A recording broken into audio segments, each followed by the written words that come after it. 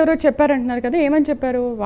దాని మీద కూడా ఆరోపణ వచ్చింది. వాళ్ళు సిఐని కూడా మేము మార్చుకున్నాము, మాకు సంబంధించిన వ్యక్తిని అని చెప్పేసి కూడా అప్పుడే వచ్చాడు సిఐ, ఆ రోజే పోస్టింగ్. ఎవరంటే దాని మీద ఇవాళ ఆంధ్రజ్యోతిలో వచ్చింది, ఆ సిఐ అనంతబాబు అంచుడని చాలా స్పష్టంగా వచ్చింది.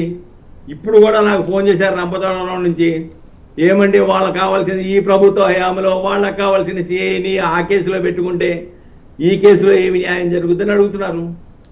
కాబట్టి ఇక్కడ పోలీసు వాళ్ళు లేకపోతే ఇంకోళ్ళు తప్పు చేశారని కాదు, మనం వాస్తవాన్ని గమనించాలి.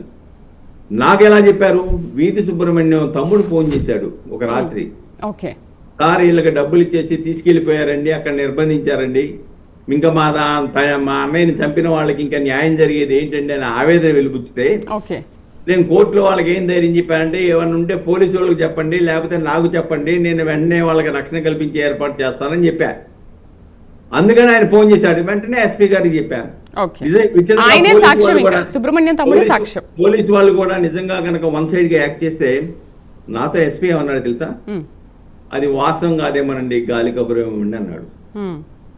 నేను అన్నాను, పాన్లే గాలి కబురు అయితే ఏమిటండి, ఎస్పీ జిల్లా కోర్టు ఆదేశాలు ఉన్నాయి కదా రక్షణ కల్పించాలని, ఒకసారి విచారించండి, తప్పు అయితే వదిలేసేయండి, ఒప్పు అయితే ఏం చేయాలో చూడండి అన్నాను.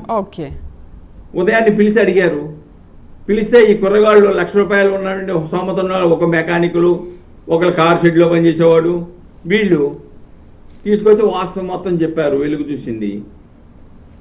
కాబట్టి పోలీసు వాళ్ళు కూడా వీళ్ళు చెప్పినట్టు వీధి సుబ్రహ్మణ్యం తమ్ముడు చెప్పిన అంశాన్ని చెప్పితే వాళ్ళకి ముందు నమ్మలా, ఇది వాస్తవం కాదండి, ఇదంతా అబద్ధాలండి అన్నాడు ఎస్పీ గారే.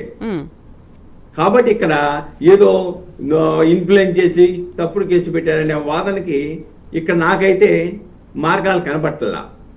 ఎందుకంటే వాస్తవికంగా ఇంకో అతను A4 గా ఉన్న అతను ఒప్పుదల స్టేట్మెంట్ ఇచ్చాడు, నన్ను సెటిల్ చేయమని ప్రమాణించారు, నన్ను కూడా తర్వాత మీకు ఇస్తామన్నారు, ఫస్ట్ ఒక 25,000 ఇచ్చారు, ఇదిగో మా 25,000 మా ఇంట్లో బీరువాలో ఉన్నాయని చెప్పేసి ఈ స్వాధీనం చేశాడు. ఇవన్నీ కూడా ఆధారాలు ఉన్నప్పుడు తప్పులు తప్పని చెప్పాలి.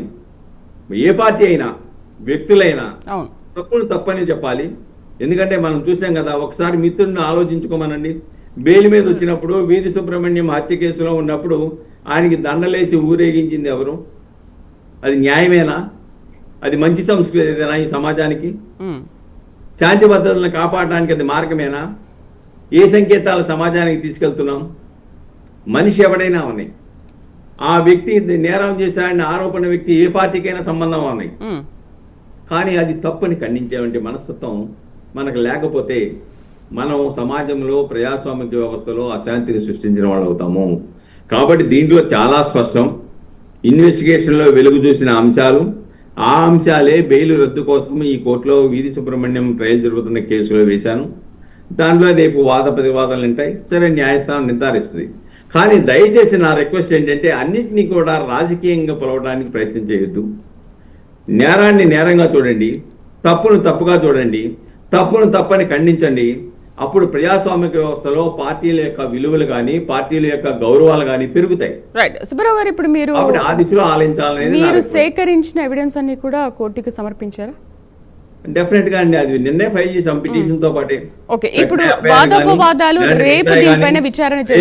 రేపు కూడా ఇంకా ఎవరైతే ఈ కార్యక్రమంలో పాల్గొన్న వాళ్ళ మీద రౌడీ షీట్లు ఉన్నాయో, కేసులు ఉన్నాయో, వాళ్ళు ఏమి చెప్పారో అవి కూడా న్యాయస్థానం ముందు పెట్టబోతామన్నాం.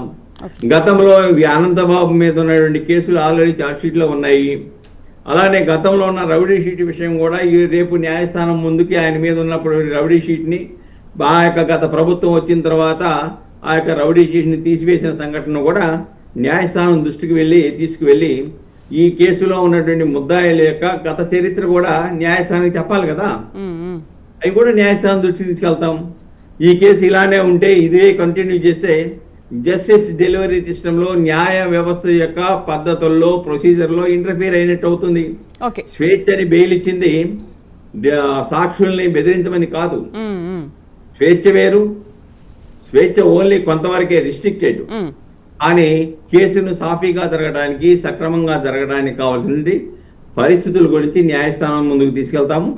డెఫినెట్ గా రైట్ మధు గారు, ఏం ఆలోచిదో న్యాయస్థానం ఇష్టం. రైట్ మధు గారు, ఇప్పుడు ఏంటి అడ్వకేట్ గారు కూడా చెప్పారు, ఎవిడెన్స్ తో సహా కోర్టుకు సమర్పించాను, ఆ కాల్ వచ్చింది, మాట్లాడాను, ఎవరు చెప్పారు ఏంటి అనే విషయం కూడా మనకు క్లారిటీ